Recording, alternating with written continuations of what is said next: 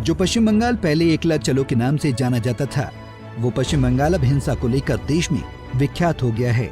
ऐसा हम इसलिए कह रहे हैं क्योंकि पश्चिम बंगाल में कभी चुनाव के दौरान हिंसा हो जाती है, कभी भीड़ ईडी की टीम पर हमला कर देती है, तो कभी साधुओं से मारपीट की खबर सामने आती है।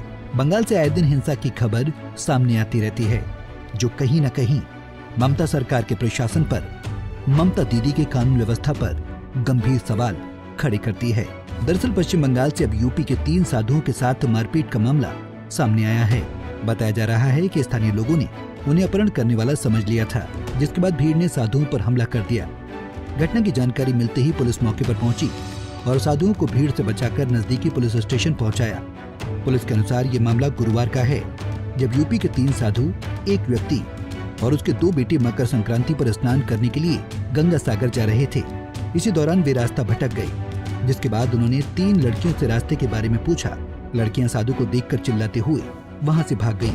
इसके बाद स्थानीय लोगों ने साधुओं को पकड़ लिया और मारपीट शुरू कर दी। वहीं इस मामले में अब तक साधुओं से मारपीट करने वाले 12 संदिग्ध को गिरफ्तार कर लिया गया है। मामले की जांच जारी है, साथ ही घटना में शामिल अन्य लोगों की तलाश की जा रही है। गिरफ्तार किए गए सभी आरोपियों को पुरुलिया जिले के रघुनाथपुर सब डिविजनल कोर्ट में पेश किया गया। लिहाजा सियासी माहौल है। ऐसे में इस मसले पर अब सियासत भी तेज हो गई है। बीजेपी राज्य की ममता सरकार को घेरना शुरू कर दी।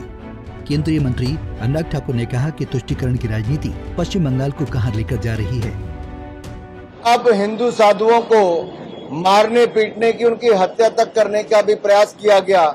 इस तरह की घटनाएं सामने आई और राज्य की सरकार मूक दर्शक बन के बैठी रही। मीडिया के मित्रों ने जब ये बात को उठाया, तब जाकर अब ये थोड़ी कार्रवाई की है। सवाल ये खड़ा होता है कि तुष्टीकरण की राजनीति पश्चिम बंगाल को कहां लेकर जा रही है। वहीं पुरुलिया के बीजेपी सांसद ज्योतिर्मय सिंह महतो ने पीड़ित संतों से मुलाकात की। इस मसले पर पीड़ित साधु का भी बयान सामने आया है। उन्होंने कहा कि हम गंगा सागर के लिए जा रहे थे, अचानक से गाड़ी को रोका और मारपीट की। जैसे हम जा रहे थे गंगा सागर के लिए, रास्ते में अचानक गाड़ी को रोका, हम लोगों के साथ में धक्का मुक्की की और मारपीट की और गाड़ी को तोड़ फोड़ कर पुलिस प्रशासन गया, हमको थाने में रख दिया। कितने आदमी थे, कितने आदमी ने मारधर किया आपको? कोई पता नहीं सर, न जाने 200 आदमी थे, न जाने 300 थे। हमको तो बेहोशी आ गई। अब सर हम कुछ नहीं चाहते हैं, क्योंकि हम तो रास्तागीर संत हैं। वहीं इस घटना पर टीएमसी नेता शशि पांजा ने कहा कि बीजेपी महत्वपूर्ण मुद्दों का जवाब नहीं देती है। भारतीय जनता पार्टी महत्वपूर्ण मुद्दों के सवालों को जवाब नहीं देती और इन सवालों को जवाब नहीं देने के लिए वो इसको ढकने के लिए कुछ और सवाल करती है।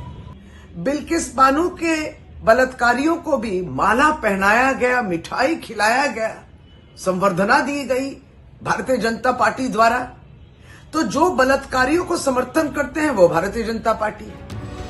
पश्चिम बंगाल में संतों के साथ मारपीट पर हनुमानगढ़ी मंदिर के महंत राजू दास ने कहा कि ये दुर्भाग्य की बात है।